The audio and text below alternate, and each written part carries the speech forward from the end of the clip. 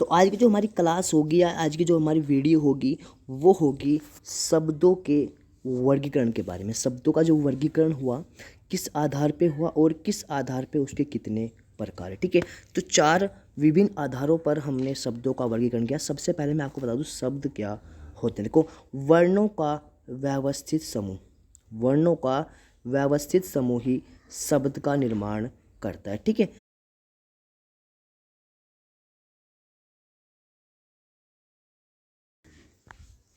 प्रदेश भर के सभी छात्र छात्राएं और युवा साथीगणों का स्वागत है आज की वीडियो में। आज हम आपको कराने जा रहे हैं उत्तराखंड और हिंदी के जो हमारा कंबाइन कोर्स है उसके अंतर्गत डेमो वीडियो। ठीक है, यह डेमो वीडियो का जो संबंध होगा शब्द विचार, यानी कि हिंदी का एक टॉपिक आता है शब्द विचार। शब्द के जो प्रकार होते हैं उनके संबंध में एक टॉपिक है और हिंदी का यह टॉपिक काफ़ी महत्वपूर्ण है सभी परीक्षाओं को लेकर, चाहे वो यूके SSC के संबंधित हो, UBTI के संबंधित हो या हो आपके PCS के लेकर। ठीक है, तो काफ़ी महत्वपूर्ण टॉपिक रहेगा शब्द विचार।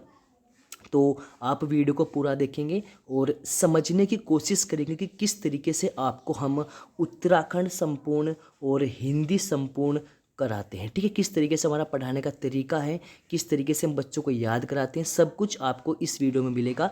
कोर्स जो आपको प्रोवाइड कराया जा रहा है हिंदी एंड उत्तराखंड का शुभम माइंड चेंजर के माध्यम से प्रोवाइड कराया जा रहा।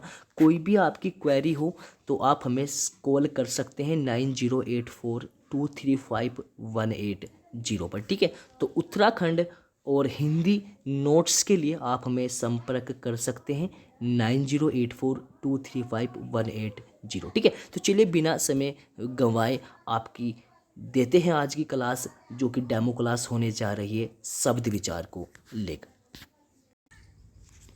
तो आज की जो हमारी क्लास होगी या आज की जो हमारी वीडियो होगी वो होगी शब्दों के वर्गीकरण के बारे में। शब्दों का जो वर्गीकरण हुआ किस आधार पे हुआ और किस आधार पे उसके कितने प्रकार है। ठीक है, तो 4 विभिन्न आधारों पर हमने शब्दों का वर्गीकरण किया। सबसे पहले मैं आपको बता दूं शब्द क्या होते हैं। देखो, वर्णों का व्यवस्थित समूह, वर्णों का व्यवस्थित समूह ही शब्द का निर्माण करता है। ठीक है, शब्द और पद में देख लीजिए क्या अंतर होता है।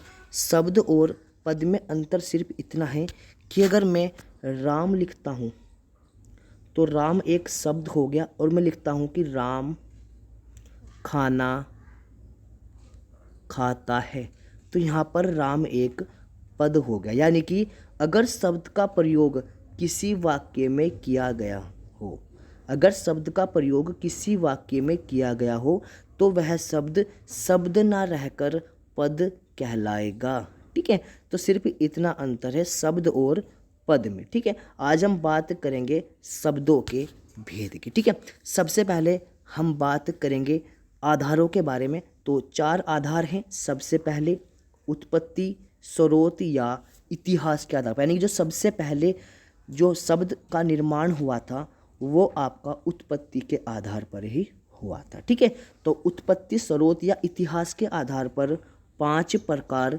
शुरू में बनाए गए। उसके बाद उन सभी प्रकारों से अर्थ निकालने की कोशिश की गई।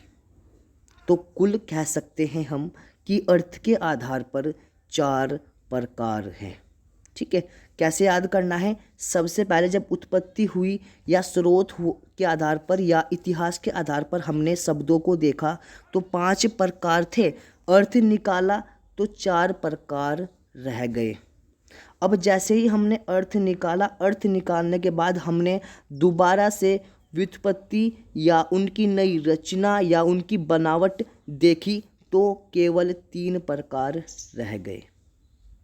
तो व्युत्पत्ति, रचना और बनावट के आधार पर 3 प्रकार के होते हैं शब्द। उसके बाद हमने उनका प्रयोग करना शुरू किया और रूप उनका देखना शुरू किया तो केवल 2 प्रकार के शब्द हमें प्राप्त होते हैं। मैं आपको ऐसा इसलिए याद करा रहा क्योंकि कई बार क्वेश्चन यही पूछ लिया गया है कि अर्थ के आधार पर शब्द कितने प्रकार के हैं या उत्पत्ति के आधार पर शब्द कितने प्रकार के हैं। तो आपका यहाँ से कन्फ्यूजन दूर हो जाना चाहिए कि उत्पत्ति के आधार पर 5 प्रकार हैं, अर्थ के आधार पर 4 प्रकार हैं और रचना या बनावट के आधार पर 3 प्रकार हैं। याद कैसे करेंगे देख लीजिए। जब उत्पत्ति हुई थी तो 5 प्रकार थे, अर्थ निकाला उसके बाद 4 बच गए, दोबारा से व्युत्पत्ति या रचना करने की कोशिश की तो 3 बच गए, और जैसे ही उसका हमने प्रयोग किया तो केवल और केवल 2 बच चुके थे। ठीक है, चलिए तो आज की जो हमारी क्लास होगी उत्पत्ति, स्रोत या इतिहास के आधार पर हम 5 प्रकार देखेंगे शब्दों के। ठीक है, चलिए तो बात करेंगे उत्पत्ति, स्रोत या इतिहास के आधार पर शब्दों के प्रकार के। ठीक है, तो सबसे पहला प्रकार होगा तत्सम शब्द। तत्सम में आप सभी को सम दिखाई दे रहा, और सम से ही आप पहचान करोगे संस्कृत वाले शब्दों की, यानी कि वे शब्द जो कि संस्कृत से रूबरू उठाकर हिंदी में प्रयोग किए जाते हैं या किए जा रहे हैं। ठीक है, तो तत्सम में शब्द आप देख लेंगे सम, और सम का आप जोड़ के देखेंगे संस्कृत से। तो संस्कृत वाले वे शब्द जो रूबरू यानी कि सेम उठाकर आपके यूज़ किए जा रहे हैं हिंदी वर्ण माला में। ठीक है, जैसे अग्नि, वायु, माता पिता, प्रकाश, पत्र या सूर्य। ठीक है, अब आप कहोगे कि सर हमने तो इनके और भी नाम सुने हैं। बिल्कुल आपने सुने होंगे। अग्नि को आग बोलते हैं, वायु को हवा बोलते हैं, माता पिता को माँ बाप बोलते हैं, प्रकाश को प्रकाशी बोलते हैं, और पत्र को बोलेंगे आपका पत्ता, और अगर मैं बात करूँ सूर्य की तो सूरज इसे बोलते हैं। तो ये कुछ शब्द आप देखेंगे कि किस प्रकार संस्कृत से उठाकर इसका रूबरू यानी कि सेम टू सेम आपका हिंदी में यूज़ किया जाता है। चलिए अगले प्रकार की बात करेंगे। तत्भव प्रकार की हम बात करेंगे। तत्भव में आपको भव यानी कि भावना, जो शब्द हमारी भावना से उत्पन्न हुए हैं, आई मीन जो शब्द हमने सुना तो कुछ और था और उसका बना कुछ और दिया, यानी कि हमने अपनी भावनाएं उसमें ऐड कर दी, उन शब्दों को बोलते हैं तत्भव शब्द। यानी कि वे शब्द जो कि भावना से उत्पन्न हैं, यानी कि हम कह सकते हैं कि संस्कृत भाषा के शुद्ध शब्दों में अपनी भावनाएं हमने ऐड कर दी, और अपनी सहजता के लिए हमने उन शब्दों को अपनी बेसिक भाषा में ट्रांसलेट कर दिया, उसे कह सकते हैं तत्भव शब्द। जैसे मैंने बात की थी अग्नि की। अग्नि कौन बोलता है? कोई नहीं बोलता। क्या बोलते हैं? आग।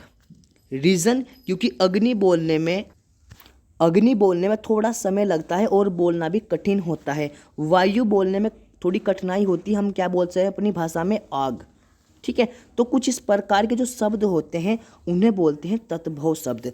तो आज आपकी कन्फ्यूजन दूर होगी कि तत्सम शब्द और तत्भव शब्द में क्या अंतर है। तत्सम यानी कि संस्कृत के शब्द, वे शब्द जो हिंदी भाषा में आपके बिल्कुल सेम टू सेम यूज़ किए जाते हैं, उन शब्दों को बोला जाता है आपका तत्सम शब्द। और वे शब्द जो कि संस्कृत के शब्द थे, लेकिन उन्हें हमने अपनी सहजता के लिए उन्हें हिंदी भाषा में या अपनी बेसिक भाषा में कन्वर्ट कर दिया, उन सभी को बोलते हैं आपका तत्भव शब्द। चलिए बात करेंगे देशज शब्द के बारे में, जो कि तीसरा टाइप है आपका शब्दों का।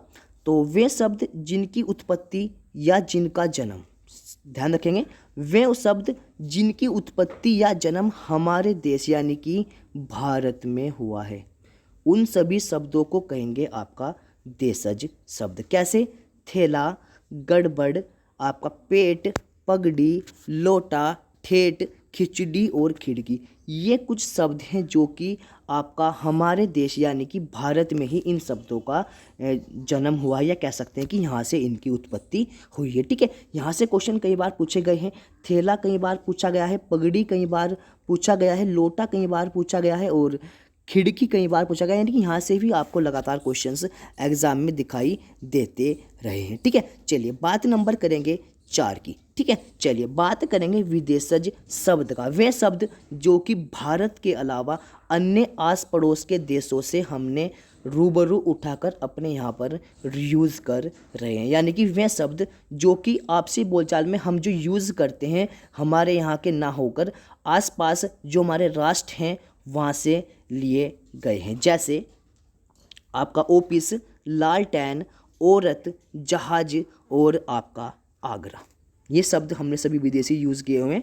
लगभग मैं अगर भारत की बात करूं तो फारसी के 3,500, अंग्रेजी के 3,000 और अरबी के लगभग 2,500 शब्द हैं। यानी कि आप देख सकते हैं कि कितना बड़ा शब्दकोश हमने अपने आसपास के राष्ट्रों से लिया है।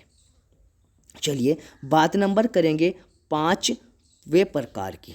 ठीक है, 5वां जो प्रकार होगा वो होगा आपका संकर शब्द। देखो इसमें शब्द आ रहा है संकर, और संकर आप सभी जानते होंगे शंकर भगवान जी। कैसे याद करोगे? तो शंकर भगवान जी दो से मिलकर बने हुए हैं, शंकर और आपका सती। सती माता और शंकर भगवान एक साथ आपने देखे होंगे, कई बार फोटो में देखे होंगे। तो वहाँ से आप याद करोगे कि वे शब्द जो कि दो विभिन्न स्रोतों से, एक स्रोत ये वाला हो गया शंकर भगवान जी वाला, एक हो गया आपका सती वाला स्रोत। तो दो स्रोत से मिलकर जो शब्द बनते हैं उन्हें कहते हैं आपका संकर शब्द।